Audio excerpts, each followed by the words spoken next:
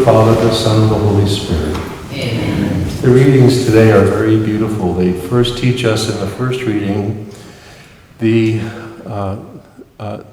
teach us so beautifully the call to never give up on others as God has not given up on us, and that Jesus, the grace of Christ, the grace of God, has transformed our lives and continues to transform our lives.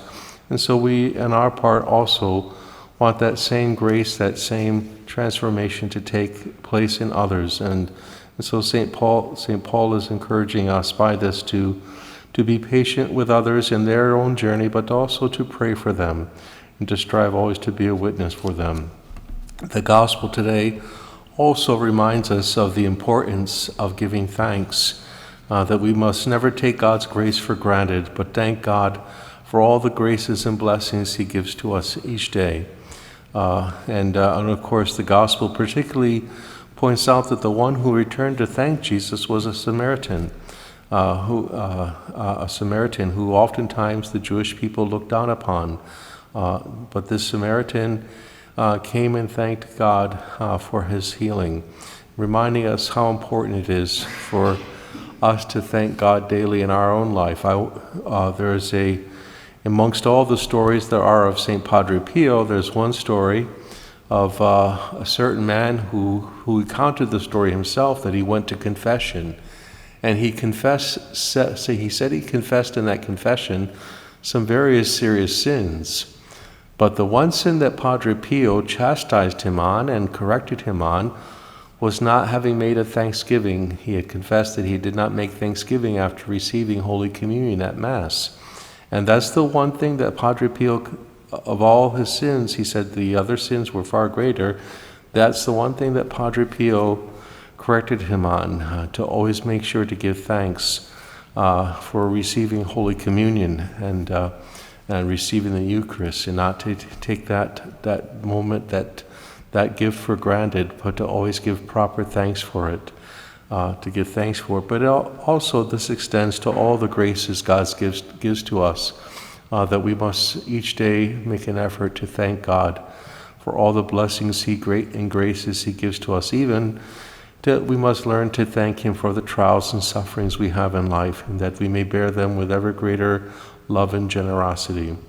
Today we honor in the liturgy a very special saint, St. Frances Xavier Cabrini. She is the first canonized American saint. Though she was born in Italy, she became an American citizen, and so thus she's the first canonized American citizen. Her life is very interesting. She was the youngest of 13 children. Let's just say, why do I mention that specifically? That if her parents had not been open to life, she would not have been born. She was the youngest of 13. So thank God that her parents were so generous and open to life. She had poor health, and she originally applied to enter an order, but they denied her because of her health. But she was very well educated, and she had her certificate for teaching, and she taught in a school. And eventually, the bishop, seeing her skills and her great skills and her piety, asked her to found an order in honor of the Sacred Heart of Jesus, the Missionary Sisters of the Sacred Heart of Jesus. So she became the foundress and wrote the rule and so forth, all the constitutions for that order. Eventually, she met Pope Pius. I think it was Pope Leo the 13th now. Pope Leo the 13th. And she went there to ask, she wanted to go to China to found missions in China. But the Pope told her, your mission is not in the East, but in the West. He wanted her to go to America because he said there were so many Italian immigrants going to America, and he did not want them to lose their faith or to be lost. And so he sent her to America, and so she was to go to New York, and there was a house set aside for the sisters in New York. A house had been provided for the sisters. That she with 6 sisters went to New York, but when they arrived in New York, the house had already become that house taken over by someone else, and the Archbishop actually tried to get her very, very hard to return to Italy. He said, "Go back to Italy. We can't provide for you. Go back to Italy." He was very determined that she was to return to Italy, but she didn't.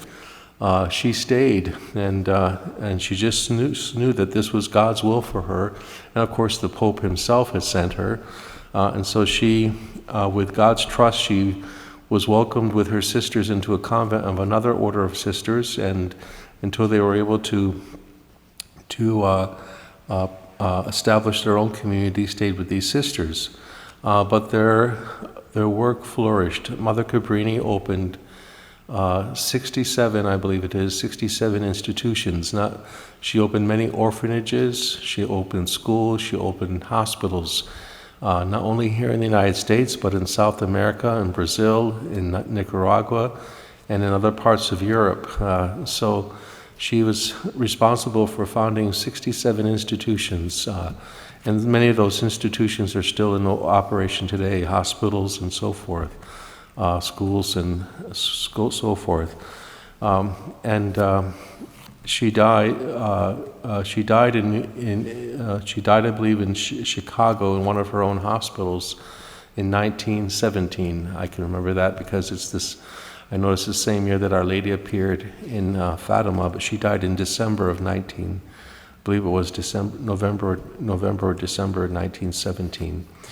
But one thing that we can learn from Mother Cabrini, and her shrine, her major shrine is in New York City. If you ever visit New York City in Upper Manhattan, there's a beautiful shrine where her body is, and you can visit that shrine and pray at her, pray where her body is at rest. And also there's a little museum there that has some of the